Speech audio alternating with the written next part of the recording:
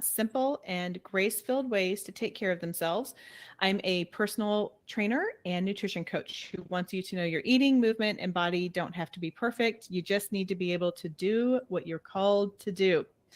I am thrilled to have a bit of a different conversation today, but nonetheless, I think does hit us holistically when we're talking about doing what we're called to do and being equipped and feeling good in that. And that is, I'm having a conversation with Katherine Suzette, who is a personal stylist and presentation coach, excuse me. So let me tell you a little bit about Katherine. She serves coaches and leaders so they can create greater impact with less stress. She is a woman pursuing her highest calling and helping others to do the same along the way by offering her skills in style, body language, communication to those who desire to find and be their authentic and self and communicate effectively. So, Katherine, welcome to the show. Thank you. I am excited to be here. Yes. Okay. Well, I want to start somewhat broadly in this conversation. Tell us what a stylist does and why we need one. And before you answer that, because this is kind of how I have always felt like a stylist is like something for the rich and famous and something that is, they just put everything together and it was totally beyond my reach. And then you and I met at a local Women's Chamber of Commerce meeting, and you really pulled it in like, oh, this might be something that I need. Not because you told me I needed it, but as you were explaining what you do, I thought this is interesting and this might help me in communicating my own mission and values. So going back to the question, tell us what a stylist does and why we need one. That is a great perspective and a great jumping off point because it is accessible to everybody. However, every celebrity and super famous person probably has a stylist. So you're not wrong, but there are a lot of options for those of us who don't consider ourselves to be of that particular status. And I will say that a stylist, our main job is to take image goals that a person has and make them reality. And that generally means going through a person's wardrobe and helping them to identify problem areas or gaps or ways to explore and show up a little bit more authentically and in the ways that match their image goals. Okay, so I just flipped my pen. Okay, you talked about really identifying style. And one of the things that you encouraged me to do before we worked together was to identify some keywords for what you called a style code. Now, I have to admit, I was like, I don't feel like doing this. But I did because I am a rule follower. And I found that that was very helpful when you and I actually got together face to face and started drilling down. So tell us why it's important to pin those keywords down to figure out our style code, and give us some examples too, if you don't mind, of what those might be. Yeah, sure. I use a style code personally with clients to guide me. And so therefore, it's less about the words for the human finding them, and it's more about the guidance. Just like you said, you're a rule follower, so it gives you that option. However, I have some clients who use their style code in a little bit of a different way, and I tend to tell them to use it a different way because this is where the coaching comes in handy, is that I can identify who needs it in this way. They use them as affirmations and goals and encouragements and things like that. So it's less about the rules for some and it's more about the rules for others. But what it does do is it gives us options to explore that goal, that image goal, and our deeper desires. And I mentioned a few minutes ago, authenticity. It's so hard for so many people to figure out what that means for them. But having and exploring a style code and also being okay with the evolution of it, that it changes, is very helpful for those of us who need to bring in some more authenticity to our message. And like you said, I serve leaders and coaches in different ways, and authenticity is our main seller these days. People want to know, like, and trust us. So we need to show them who we are. So style code helps us to identify those things and kind of gives us permission to explore them in a way that we may have never thought of before. I love that. I think that was really helpful. And in fact, while you were talking, I thought, you know what I should do is I should pull up my style code and the words that I did, because I think if nothing else, it's just fun to share them. So I don't know if you remember the ones that you and I put together, but you talk about authenticity, and that was the first word that I think I gave you was authentic.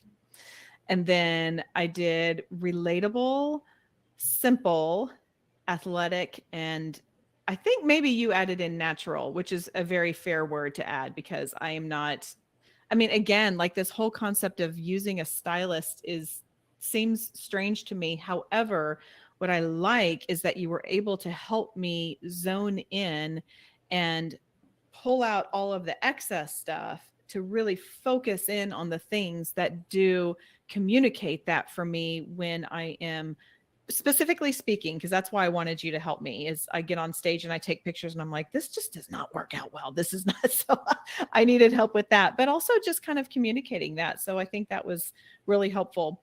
I was wondering, I'm going to kind of pull this off the cuff. I know you have shared in the past your words. Do you mind sharing one or two of your style code? Oh, sure.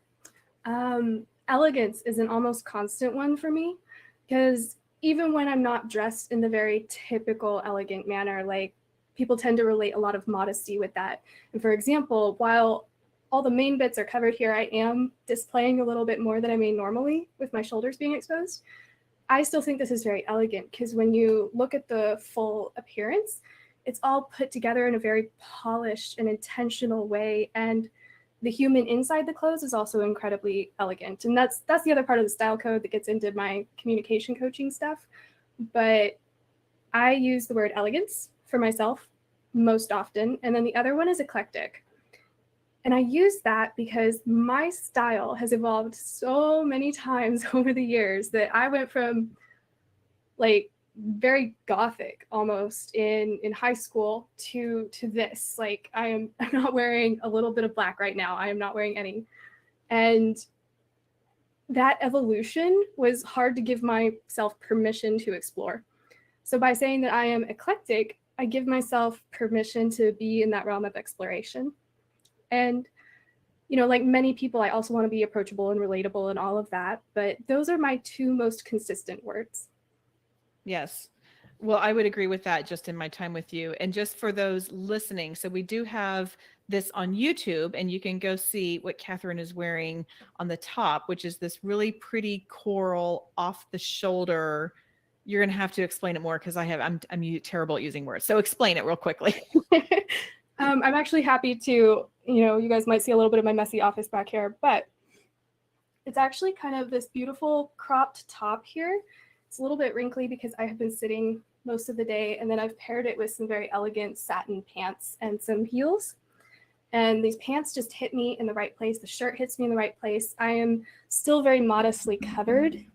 I mean, all except for the very tops of the shoulders, but it is incredibly elegant because of the way it fits and the way that it's polished, the way that it all works together and works for my body. I agree. It looks fabulous on you. Yes. And while I would not gravitate toward a crop top, I might have when I was your age. So you look, but no, it looks fantastic on you. And the colors also are great. Okay. So let's talk about, now that we've kind of talked about some style codes and some words. And so I'm hoping that if you're listening, you're kind of thinking about, well, what would my words be? And Mm-hmm. Katherine, I think you would agree when I say it might just be worth a minute to pause this and just think about it. Doesn't mean those have to be the words that are with you forever, but just kind of start thinking about how you might start to pull that in, which would lead into the next question, which is how we can take those words and exhibit our personality in our style. So I guess I'd want to kind of hit that a little bit from a different angle, in that every time you present yourself, whether to yourself in the mirror or to another human, you are showing some aspect of personality. There is a message there. Whether or not it is your personality is up to whether or not you feel well represented in it. So when you go back and you look at those images that you said you would get from your speaking engagements and things, you don't feel like that was consistent with who you are or the message you wanted to represent, correct? Yeah, I just felt like I could look at it and see that something wasn't going, something was wrong or Mm-hmm. something was off. It's kind of like any, I'm trying to think of examples of pictures or other things that you can just look at it and tell that something's off. And that's what I felt when I was looking at myself in the midst of a speaking engagement. Okay. So that's fair. And that seems to have more to do with the rules and the style rules and whether or not you're doing it correctly. But I guess I would say that for most people, they feel like it doesn't represent them somehow.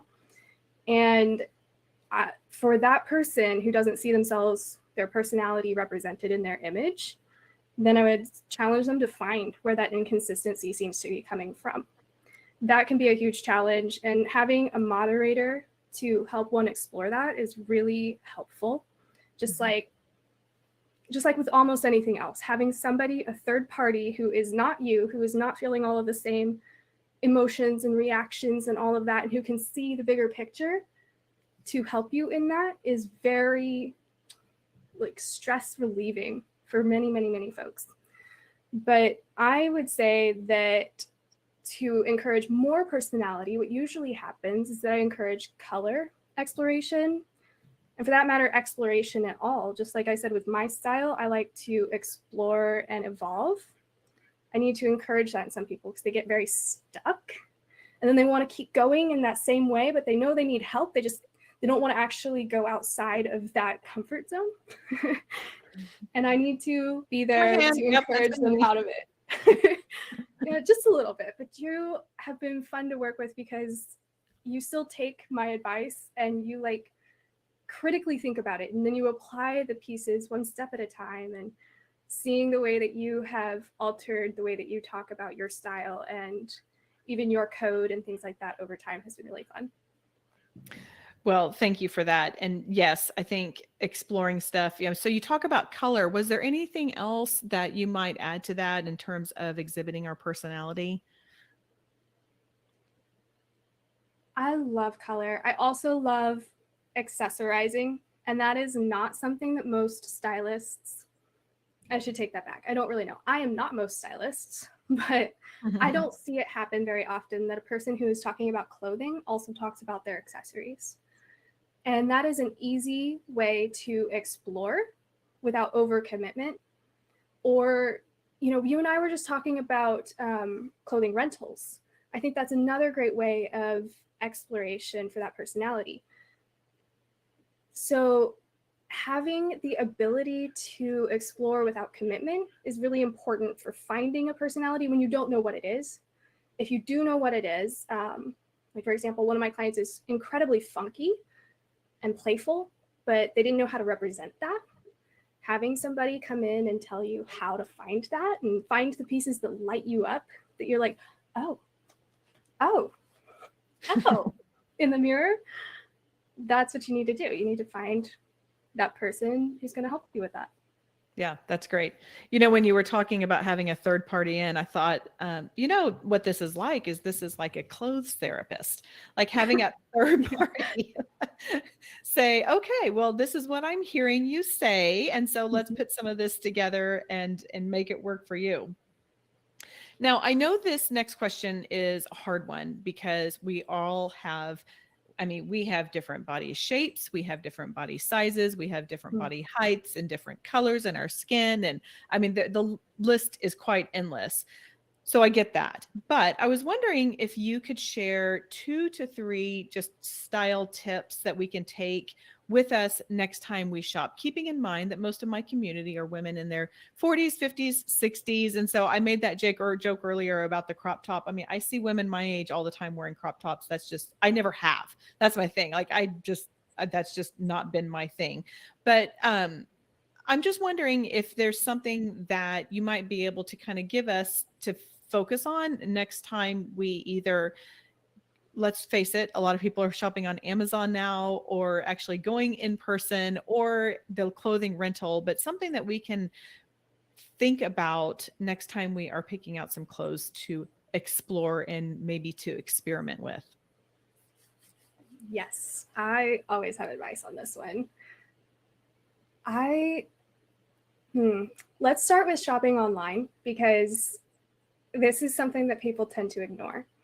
They see a good photo or even a body type that is similar to theirs in the advertisement, and they're like, oh, I could wear that. Or the color looks just right. And I know color is a big deal for you, finding your correct tone and value and all of that in your color. But the virtual space gets that wrong a lot of the time. And it is incredible what we can do with our editing techniques to make things look right on a body that is not ours. So, especially with something like Amazon, pay attention to reviews. And that is where the exhaustion comes in. Then you have a lot of decision fatigue, and then you decide, I really wanted to buy something and now I'm just over it. I am done. I am putting the computer down. I'm not going there again. It's the reviews. They are incredibly important. And if you buy something and you review it, it is helping somebody else, because seeing it on somebody else's body or seeing the quality is really important. Now, that said, when you're shopping, whether online or in person, something I want to encourage is higher waisted pants. I know, and that because a lot of us grew up like in the 80s and and it's like, no, we don't want to go back there. But I'm listening to you. Mm-hmm. So go on. No, in high school, I refused pants that were not low cut. And it was such a bad decision for my body. But at the time, that was the style. That's what I liked. That's what I felt the best in. That's what I was most confident in. So I get it. But thank heavens I explored out of that and saw my body in a different shape and was like, oh, this is why we wear high-waisted pants. But especially for women who want to accentuate their feminine profile, wearing a higher waisted pant brings their waist in right where they want it to be. And that is also why I encourage the crop tops, or at least tucking in a top, whether it's just a little front tuck or a full tuck or a side tuck or tying a bow knot, whatever, something to accentuate that waist, that natural waistline is your best friend. And that is a great way of shedding 10 to 15 pounds without actually doing it, but you look like it and then you feel like it. And when you feel like it and you feel really good about your body, you are that much more likely to actually lose that 5 to 15 pounds, which is a fun psychology trick. But people are surprised all the time by how much I weigh. And like, I know it's not about the number at all. So I've only weighed myself like once or twice a year just to like check in. But knowing that number and then like seeing my body is very different because I dress it correctly. So higher waisted pants, check reviews, explore crop tops and accentuating your waist. I'd say that as far as crop tops and things go too, I want more women to explore petite cuts for their upper body. That just means they're shorter cut and that the seams are more likely to be around their natural waist, like in a blazer. It's more likely to be cut in the correct place. But explore. So as you're saying that, I'm thinking, that's probably something I should think about. I'm 5'4", so I've always been on that borderline with the petite. When we do that, do we need to alter our size at all? Like go up a size if it's petite, or how does that work? That has more to do with the brand than qualifying it as petite or regular or tall. It's like if you're super long-legged, you're probably going to want to look at a tall pant, but I still recommend looking at a petite top. And if you are super long torsoed, then you could go regular or long, but most of us women are petite waisted. Our hips are really high and our rib cages come pretty low. So we have this small window for our natural waist, and that shortens just the torso area. Even if we look like it's taller, it kind of shortens us, and we want to find our seams and everything that we that has a cut in it, like where pants and tops meet. We want that to be as close to that natural waist as possible to give us that feminine profile in our shape. Got it. Okay. So it's all about accentuating that feminine profile for sure.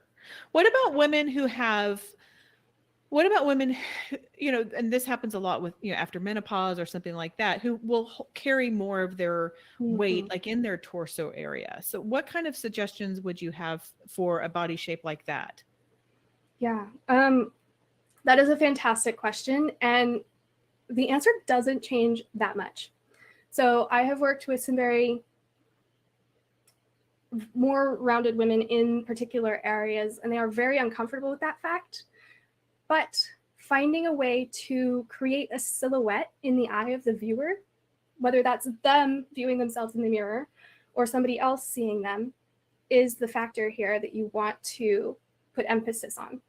So even if it's a full monochromatic look, like say you are all pink or orange today, if there are seams in the outfit, make sure the seams hit you where you want to draw attention to a natural waist. So, whether or not you've had 3 kids and you haven't ever lost the extra weight from that process, or you're post-menopause, you've had a couple surgeries, you're always getting through life and you're not doing as much for your body. But clearly, if you're here, you're starting that process at least. But for those women, I still want them to explore these different shapes, creating a different silhouette or profile. That said, don't run away from breaking the rules if the rule doesn't work. So I have one client for whom that shape just doesn't do it for them. They don't like it. It doesn't work. They're uncomfortable. And that is the last thing you want, is to feel uncomfortable with yourself in whatever you're wearing.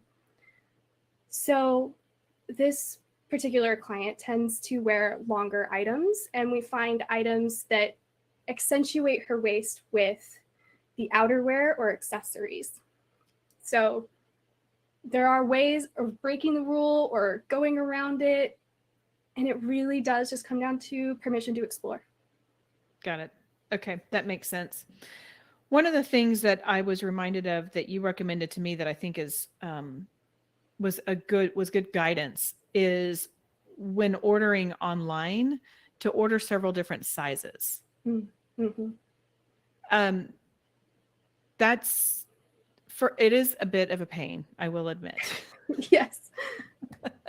However, I think it's good to at least give yourself an option rather than saying an unequivocal, yes, this works, or no, this doesn't, and helps you kind of see where things fit. And I have also noticed, it is no secret that sizing has inched up over the last 15 to 20 years. Like a 6, I think I read just the other day that a 6 today is somewhat equivalent to a 10 from 20 years ago. And I'm like, that makes a lot of sense to me in a lot of different ways. But also just the sizing between brands is huge. I bought a jumper, I think I showed you, and it was a bigger size than what I normally did. But I was like, well, dang, this fits though. Like it fits. And so who gives a flip what the number says on there? Yeah. Just like my comment about the numbers on a scale not meaning everything about your body, like that's not what you base all of your decisions and worth and value and everything off of. It's the same for choosing your sizes. Like you said, for when you move to a petite, you also have to go up in numbers. There are going to be brands that might do that, and I have run across them, but they are less common today. The problem is that the brands have different sizing. So when you're shopping online or in person, choose a couple of different sizes.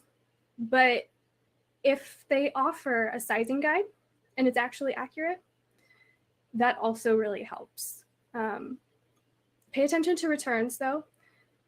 So for example, I got styled by a friend of mine because I also love it to break out of my comfort zone and to explore and teach myself something new. And she was adamant that something was going to fit me from this particular online store that only took credit for returns, or There are some boutiques and things that don't do returns at all. And so for a year and a half, I have been in this cycle with this particular online shop where I have this credit. So I purchased something and I'm like, okay, I did a good job this time. This one's going to work. I put it on at home and I'm like, what the heck? I don't understand. And it's an over and over. And then I have to pay shipping costs to get it back. And by this time, I have spent twice the amount of the outfit just to look and find something that works. And I still don't own anything from this store. Like, their pictures are great. Their reviews are fantastic. It didn't work for my body. And I hate dealing with returns that do not give money back to you. Like, for credit is not for me. I agree. I just discovered this new place and I like exactly what you just talked about. I like the clothes. It looks great on the, and it great reviews. It looks great on the models and they use lots of different shapes of bodies. And I returned it not realizing that I only get credit. And I'm like, so what I decided is I'm just going to get something that is like a top, because I feel like tops are more forgiving rather than trying to get something that works on the bottom with pants or a jumper or something like that. Like, I'm just going to go with the top. So when I find a couple tops that fit that credit amount, I'm going to do that. And it might be that I might be done with that place, even though it was great. I don't like the credit for the returns. I have to agree. So know what you're getting into for sure. Absolutely. And speaking of just doing something will work, another tip for those shopping online or in person is remember that tailoring is an option, especially for that petite waist or something that doesn't cut at the right place, or pants. Like, I have to go up a couple of sizes because I am very pear-shaped, I guess is the right word. So I need pants that fit me in the particularly widest place in my body. But then because of that, I have to get the waist tailored in all the time. And that is pretty easy. It's pretty straightforward. Get a good tailor. Hemming, though. I hear people complain all the time about needing something the right length. And why don't people make it in the right length? And I'm like, buy it longer, get it hemmed. It's $15, honestly. Just, it's not the biggest deal. Yeah. Yeah. And then especially when it fits you well and it fits you in the right place, then you're more apt to buy it. I have done that too. And I'll put something on. I'm like, it's too long. It's too long. I'm not going to wear it. Like, just go to the stinking tailor and get it taken care of. I mean, yeah, I agree with that for sure. Okay. Now I know you do virtual, or I know you do in-person style sessions. So tell us what we can expect if we were to have you help us with our style. Yeah, thanks for that question. I would say there's a little bit of alteration per client needs. Everything that I do has like a particular basis, but then I custom off of that for the client's needs. Basically, my main package is that we go through your wardrobe, then we go shopping for missing or desired pieces, and then I create a lookbook in my app. And you download that app on your phone and you can access your looks from there. Like, I just dressed a client for a couple of weeks abroad, and for every single day of her trip, she had her outfit pre-planned. And so therefore, when she was there, she knew exactly what she was wearing. She knew how she was wearing it because I told her how to wear everything. And then she came back and she was like, that was the easiest way to wear clothes ever. The easiest way to pack. Not think about it. Just yeah, that's a great idea. That's very good. Now, do you do virtual sessions at all? I do. Yeah, they work a little bit differently because of the returns, and my clients will have to buy more upfront in the multiple sizes and then deal with the returns. Now, if we're doing virtual and I am relatively local, then I can run by and handle the returns. And if not, then I send UPS if possible. Like, I schedule a pickup, and then the client can repack their boxes and leave them on the porch during the pickup time. However, the main difference with doing virtual is that going through the wardrobe, the client's going to be doing all of it. I'll be standing here talking, but the action and the pulling things out and trying things on, that's all going to be on the client. So there are pros and cons, and I love doing both of them. It's really just what a client needs. And where they are in the world. Yes, that makes sense. That makes sense. Okay, now for those who maybe aren't quite ready for an individual style session, but they want to learn more, I know you have a mini course called The Mm, Art of Self-Presentation. So tell us some about that and how they can get it. yes, I loved running that. So you can find it on my link tree or off of my Instagram page or even on my website. And it's just a collection of recordings, both of myself and of other big professionals in related fields that all present on ways to present oneself better or more authentically. So, how to become more authentic? What does it mean? What does finding your why have to do with it? How to go through a closet better? How to choose the correct colors? How to create a lasting impression? Or on the other side of that is the communication. And I interviewed people in the realms of nonverbal communication, verbal and behavioral communication, and it just was the most fulfilling thing I've done to date with my business, because now I can recommend this to clients too. I'll be like, okay, I love what you're saying and I hear you, and we can make a class out of this. You can come get a one-off session with me.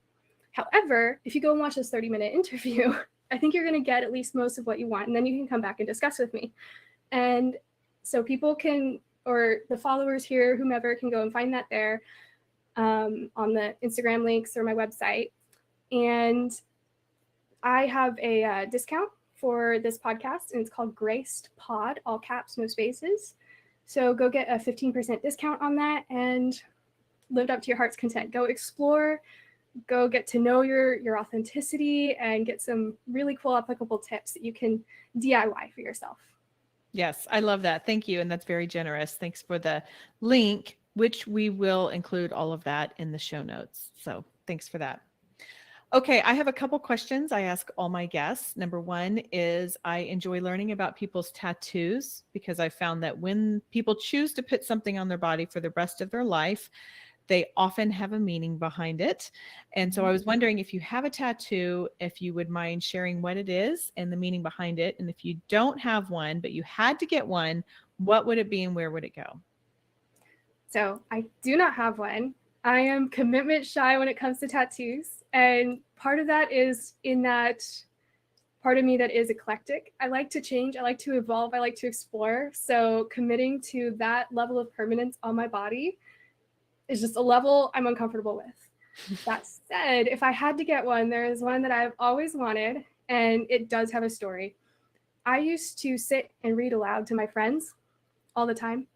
I love to read aloud, and one of these days I'd love to read a book on Audible or something, but to be TBD, I will let you know if that happens. But I used to sit and read all the time, and there was this tattoo that the character in the book got. So it was an anchor, and it was on her hip, and I would love to get that with my friends. But a little bit differently than that, I would get floral down my hip and onto like mid-thigh, and I just think it's so beautiful. But I can't commit to it, especially I would have to have the right designer do it, because it has to be that super fine Japanese line. I'm not going for any thick lines here. And just that level of nitpickiness has made me uncomfortable with doing it. All right. Well, that's fair. That's fair, but we can always talk about it. Dreaming is fun. Yeah, dreaming is fun. It's part of the exploration, right? Okay, do you have a meaningful Bible verse that you would like to share? Sure. I know you asked me this a while back, and I was like, well, I have favorite stories, but not verses. That's just part of me. I don't remember the numbers. So I went and found the one that I think runs my life the most. And it is Esther 4:14. You were called for such a time as this. Because I get so caught up in the weeds of why me, or why now, or how am I supposed to do this? And letting go of that is very hard. And trusting that God really did place me on this earth for such a time as this, like somehow I am the important factor in this time and in this life and this circle of influence that I am able to have, is hard to trust. Yeah. But it is very impactful for me when I am able to remember that and let go and step into that. Yeah, that's so good. I agree. Yeah, for such a time as this. Okay, we will put all of this in the show notes, but tell people quickly how they can connect with you. Yes, so Instagram is great. I get all of the notifications from my DMs and everything on there. I haven't turned them off or anything. Or on my website, I have a contact form that people are welcome to fill out. And I love to talk with people, and they can even like book a mini consultation and things like that for free on my website. But Instagram is at the impression code, and my website is impressioncode.com. Perfect. All right. And then also we will, just a reminder, if you guys want to check out the mini course, we will have that in the show notes, and that's, I know, is available on your website as well. Yes. Okay. This is our final question. What is the one simple thing you would like us to remember about our conversation? It can be big, it can be small, but just one thing that we have covered today that you want people to remember. Good one. Style evolves. You evolve, style evolves, and giving yourself permission to remember that and be okay with that can be tough, but it is worth it. So true. Okay, that's all for today. Go out there and have a